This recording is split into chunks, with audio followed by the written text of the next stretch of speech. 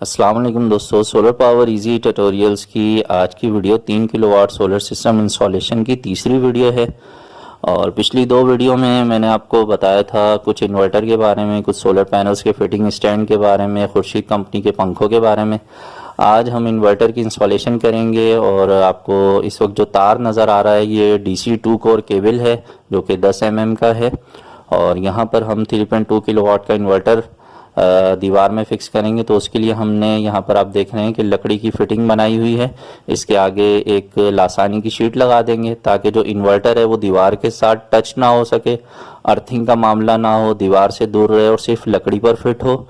और ये करना बहुत ज़रूरी होता है और ख़ास तौर पे इन्वर्टर को कवर्ड एरिया में लगाना बहुत ज़रूरी होता है। बहुत सारे लोग खुली जगहों पे इन्वर्टर को इंस्टॉल कर देते हैं जिसकी वजह से उसमें बहुत ज़्यादा डस्ट आ जाती है और वो जल्दी जो है वो ख़राब भी हो जाता है। तो कवर्ड एरिया में लगाना चाहिए।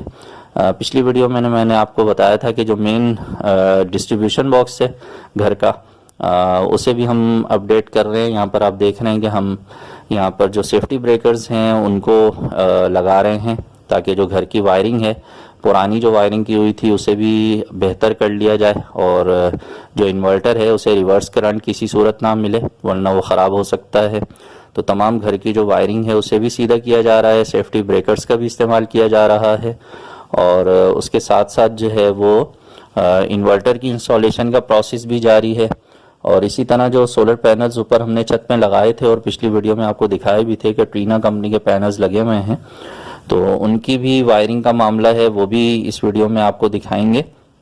यहाँ पर आप देख रहे हैं कि हमने जो है वो लकड़ी का एक डिस्ट्रीब्यूशन बॉक्स स्पेशली बनवाया है और उसके अंदर घर की ज़रूरत के लिहाज से तमाम जो चीज़ें हैं उनकी सेटिंग की जा रही है। ब्रेकर्स के ज़रिए सेफ्टी ब्रेकर्स लगाए जा रहे हैं ताकि जो लोड डायरेक्ट के इलेक्ट्रिक पर या वापडर पे चलाना हो वो उस तरह से भी चलाया जा सके। सिलेक्टर स्विचेस भी लगा रहे हैं यहाँ पर और उसके अलावा अगर जनरेटर की कभी नौबत आती है तो वो भी इस्तेमाल में आ सके और आम दिनों में पूरा साल जो है वो सोलर पर घर का लोड चलता रहे। तो यहाँ पर जितनी भी आप देख रहे हैं वायरिंग ये चैनल डक्ट में की जा रही है।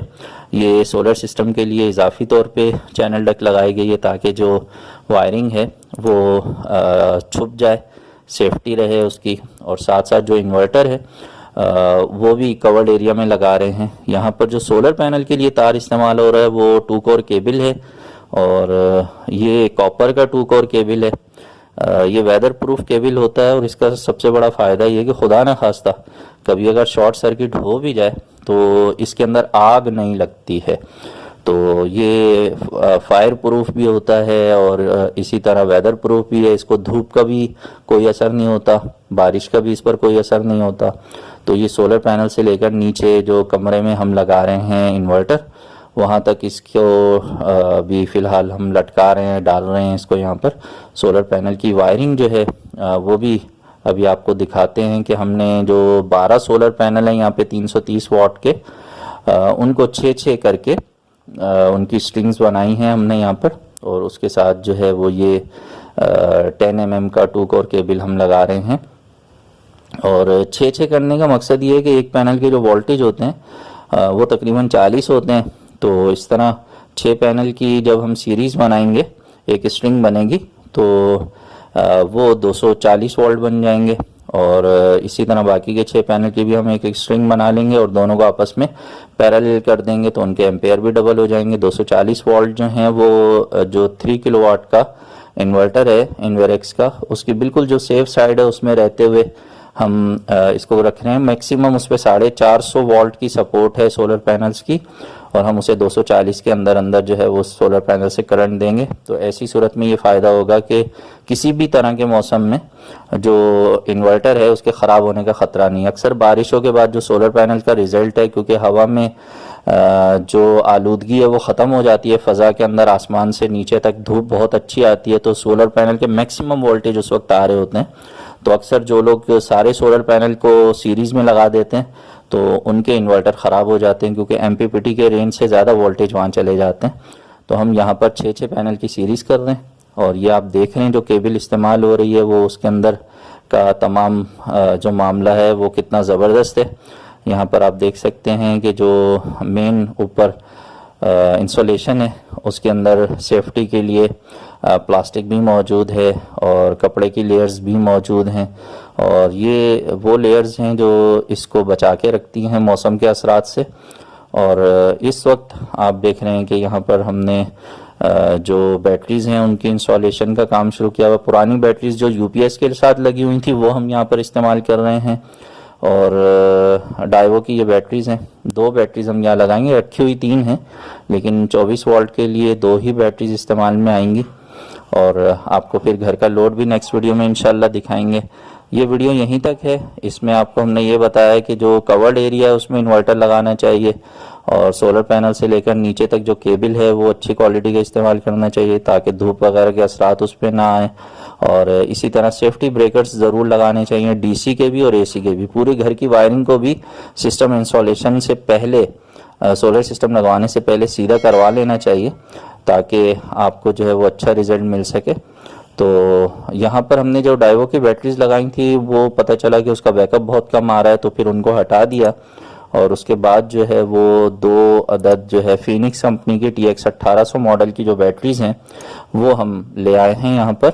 और पहले वाली जो डाइवो की बैटरीज हैं वो चूँकि थोड़ी पुरानी थी, साल भर से उनको ज़्यादा हो चुका था, तो उनका बैकअप टाइम ना मिलने की वजह से फिर उन्हें वापस ले गए बैटरी वाले के पास। कुछ कीमत पुरानी बैटरीज की मिल जाती है, स्क्रैप में वो ले लेते हैं, और उसके बदले में जो नई बैटरीज हमने ली हैं उसमें वो प्राइस को जो है वो माइनस कर लेते हैं, कुछ रियायत हो जाती है। तो आप भी जब कभी नई बैटरी लेने के लिए जाएं तो पुरानी बैटरी भी साथ ले जाएं, इस तरह आपको बचत होगी। ये जो TX 1800 मॉडल की बैटरी है, आजकल इसके जो प्राइस चल रहे हैं वो कराची में 26,000 रुपये तक हो गए हैं, प्राइस बढ़ गए हैं। पहले ये 23,500 रुपये की थी, आहिस्ता आहिस्ता रेट बढ़ते बढ़ते ये अब 26,000 तक चली गई है। तो ये हमने यहाँ पर इन्वर्टर के साथ लगा दी है। ये प्राइस जो है वो अप डाउन होते रहते हैं। मैं अक्सर वीडियोस में आप लोगों को ये कहता हूँ कि सर्दियों में सामान ख़रीदने में काफ़ी बचत होती है, सोलर का सामान गर्मियों में सीज़न के टाइम में लेने में काफ़ी महंगा पड़ता है। तो ये दोनों जो बैटरीज़ हैं टॉल ट्यूबलर बैटरीज़ हैं ये, और इनका बैकअप टाइम काफ़ी अच्छा होता है। खुर्शीद के पंखे तो हम पहले ही इस घर में लगा चुके हैं, तो अब पूरी रात के लिए इजीली इन बैटरीज पर अगर आप पंखे चलाना चाहें तो रात में पंखे भी इस्तेमाल हो सकते हैं, और LED लाइट्स भी जो है वो इस पर चलाई जा सकती हैं। दिन भर में तो पूरे घर का लोड ही इस सोलर सिस्टम पे चल जाएगा, लेकिन रात के हवाले से जो अहम बात है, अगर लोड शेडिंग हो जाती तो बैटरीज पर भी अच्छा खासा बैकअप मिल जाएगा। और इस सिस्टम पर 4 पंखे इजीली रात भर आप चला सकते हैं, क्योंकि जो खुर्शीद कंपनी के जो पंखे हैं वो 50 वाट के होते हैं आम पंखे के मुकाबले में, वो आधी जो है वो बिजली लेते हैं। तो बस नेक्स्ट वीडियो में मैं आपको पूरे घर का लोड चला के दिखा दूंगा और पूरी तफसील भी बता दूंगा। मिलेंगे नेक्स्ट वीडियो में। अपना बहुत सा ख्याल रखिए, सोलर सिस्टम ज़रूर लगाइए, अपनी बिजली खुद बनाइए और बिजली के बिलों से जान छुड़ाइए। अल्लाह हाफिज़।